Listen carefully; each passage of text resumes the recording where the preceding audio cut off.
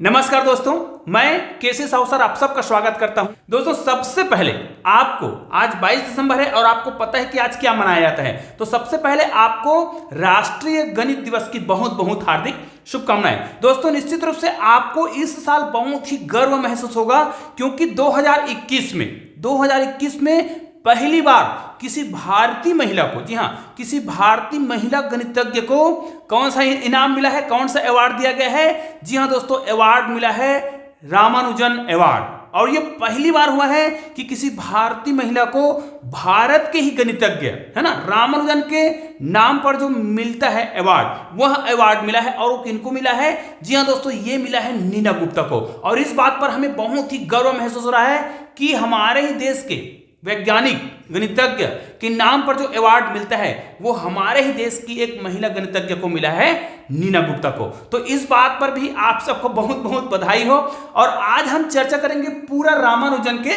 शोध पर। जी हाँ दोस्तों, यहां पर देखिए, आप सभी जानते हैं कि रामानुजन जो है 33 साल तक जिए और वो 33 साल में कितने 3884 प्रमेयों का संकलन किया। तो क्या इस छोटे से वीडियो में हम उन सारी चीजों का वर्णन कर सकते हैं?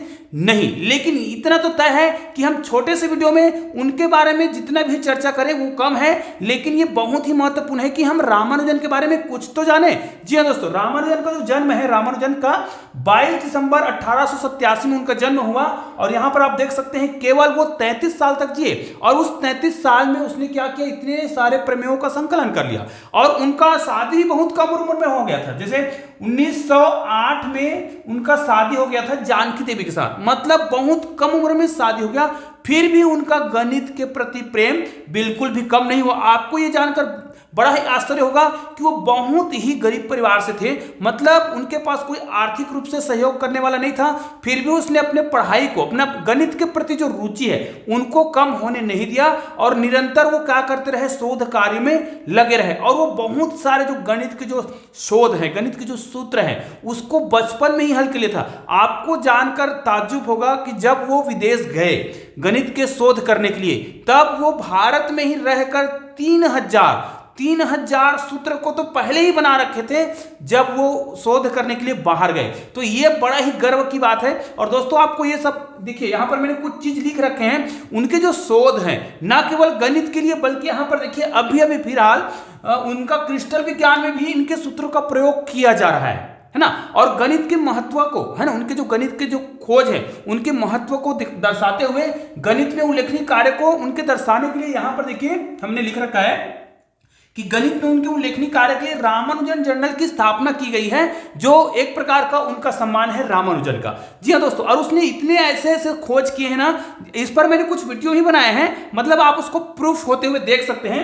जैसे यहां पर देखिए मैं कुछ चीजें लिखा हूं, जैसे रामानुजन जो है अपने कुल देवी पर अटूट विश्वास करते थे, है ना, और उनका विश्वास था कि, और वो बताते भी थे कि कई गणित के जो प्रमेय हैं, कई गणित के जो सूत्र है वो उसको सपने में ही हल करके मिल जाता था। मतलब जो कुल देवी हैं वो क्या करते थे, उनको सारे जो रहस्य है, सारे जो सूत्र हैं उनको हल करके दे देता था, किसमें, सपने में। और इस प्रकार उनका सपना भी बहुत ही विशेष होता था। उसने स्पष्ट कहा है कि कुछ प्रश्नों के, कुछ गणित के जो हल है मैं सपने में देख लेता हूं और जितने समय मैं सपना देखता हूं उतने समय उठ करके उसको मैं क्या कर लेता हूं, नोट करके लिख लेता हूं। और इस बात को भी सुनकर आपको बड़ा ही ताज्जुब होगा कि वो क्या करते थे, चाक मिट्टी से लिखते थे, है ना, पट्टी जो आता है ना, और चाक मिट्टी, उन्हीं से वो क्या करता था, हल करता था। और अब रात को 2 बजे सपना आया तो सपने से उठा और रात को 2 बजे लिखने चालू कर दिया। तो आप सभी जानते हैं खड़िया जो होता है, चाक जो होता है, उनसे जब हम लिखते हैं तो टक टक की आवाज आती है। तो उनके परिवार वाले जरूर इनसे परेशान रहते थे, लेकिन उनका गणित के प्रति इतना लगन था कि वो रात को ही क्या करते थे, पट्टी में लिख लेते थे,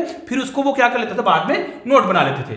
अब देखिए यहां पर उसने, रामानुजन ने कुछ संख्या लिखा है। रामानुजन संख्या किसे कहते हैं? तो 2 ऐसी संख्याओं को हम घन करें, त्रिघात करें और उनको जोड़ें तो उसको हम 2 प्रकार से लिखें। यहां पर देखिए इनको हम दो प्रकार से लिख सकते हैं। तो इसी प्रकार की संख्या को रामानुजन संख्या कहा जाता है, इसको हार्डी रामानुजन संख्या भी कहते हैं। क्यों कहते हैं? एक बार क्या हुआ, रामानुजन का जब तबियत खराब था तो उनके जो प्रोफेसर मित्र थे, है ना, हार्डी, वो क्या करता था, उनका तबियत खराब था तो रोज उनसे मिलने आता था। तो जिस गाड़ी से वो आया ना, एक दिन आया तो मायूस दिख रहा था, तो रामानुजन ने पूछा भैया आप मायूस क्यों हो? तो हार्डी ने कहा आज मैं जिस गाड़ी में, जिस टैक्सी में चढ़कर आया हूं ना, उसका नंबर बड़ा ही नीरस था। और उसने गाड़ी का नंबर क्या बताया, यहां पर गाड़ी का नंबर उसने बताया था 1729। तो रामानुजन ने फटाक से कहा कि आप जिस नंबर की बात कर रहे हो दुनिया में उनसे इंटरेस्टिंग नंबर और कोई नहीं है। उसने इसलिए ऐसा कहा कि 1700 वो छोटी संख्या है जिसको हम क्या करते हैं, दो प्रकार से लिख सकते हैं घन करके।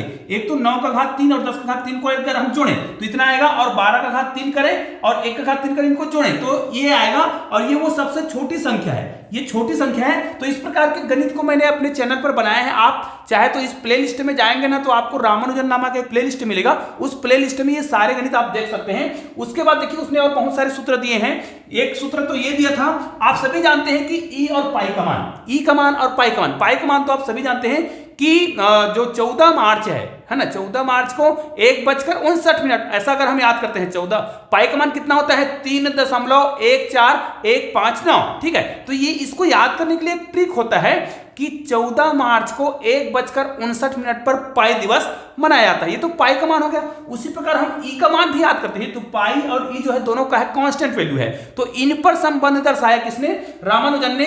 तो यहां पर मैंने उस सूत्र को लिख रखा है, देखिए ये संबंध दर्शाया किस पर, पाई और ई पर।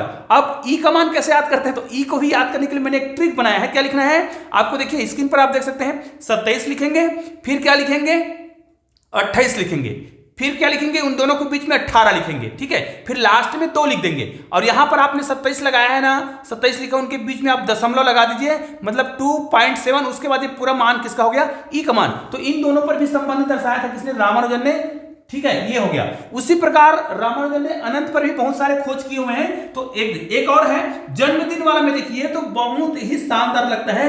रामानुजन ने अपने जन्मदिन पर, जी हाँ, अपने जन्मदिन पर एक मैजिक स्क्वायर बनाया, और ये मैजिक स्क्वायर आप भी बना सकते हैं अपने जन्मदिन पर, मतलब अपने जन्मदिन का मैजिक स्क्वायर, बहुत ही शानदार मैजिक स्क्वायर। और अगर आप सीखना चाहते हैं ना तो आपको प्लेलिस्ट में मिल जाएगा, या फिर ऊपर आई बटन में भी आप उस वीडियो को देख सकते हैं जिस पर मैंने वीडियो बना रखा है पहले है। उस वीडियो को आप देखेंगे ना तो आपको बहुत आसानी से आप भी अपने जन्मदिन का एक मैजिक स्क्वायर बना सकते हैं 4x4 का। तो यहां पर भी ये हो गया। उसके बाद देखिए उसने, रामानुजन ने कहा कि 1 से लेके, है ना, अगर हम सभी क्या करें, सभी प्राकृतिक संख्याओं को जोड़े तो उसका जो योग है ना वो ऋण 1/12 आता है।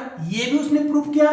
फिर गणित के इनके बहुत सारे शोध के आधार पर इनको क्या किया गया, 22 दिसंबर को घोषणा किया गया कि हर साल 22 दिसंबर को क्या मनाया जाएगा, राष्ट्रीय गणित दिवस मनाया जाएगा। किसके याद में, रामानुजन की याद में, क्योंकि रामानुजन का जो जन्म है कब हुआ था, 22 दिसंबर 1887। तो 22 दिसंबर को क्या मनाया जाएगा, राष्ट्रीय गणित दिवस मनाया जाएगा।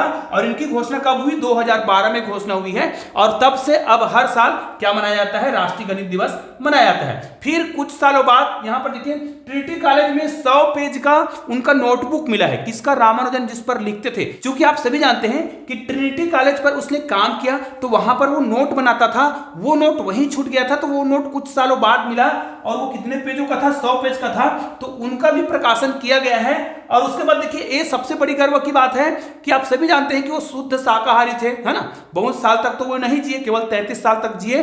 और शुद्ध शाकाहारी होने के कारण, सात्विक विचार के होने के कारण, जब वो विदेश में थे तो वो खुद अपना खाना बनाकर खाते थे, जिस कारण से वो बीमार हो गए, क्योंकि बाहर में उनको उतना भोजन नहीं मिल पाता था जितना चाहिए था, तो इस कारण से वो बीमार हो गए। लेकिन सबसे बड़े गर्व की बात है कि रॉयल सोसाइटी की सदस्यता, मतलब जब हमारा देश गुलाम था उस समय में, है ना, इंग्लैंड के जो सदस्य, इंग्लैंड के जो रॉयल सोसाइटी है उसमें भारत के रामानुजन को सदस्य बनाया गया, और वो दुनिया के सबसे कम उम्र के सदस्य में शामिल थे। ये भी भारत के लिए बहुत ही गर्व की बात है। तो निश्चित रूप से आज मैंने जो वीडियो बनाया है ये तो बहुत कम जानकारी है, आप इसके बारे में और भी बहुत सारी जानकारी पढ़ सकते हैं रामानुजन के बारे में। और दोस्तों आप सबको गर्व होगा और मुझे भी गर्व है। निश्चित रूप से आप लोग इस वीडियो को अधिक से अधिक शेयर जरूर करेंगे ताकि लोगों को पता चल सके कि वास्तव में रामानुजन है कौन।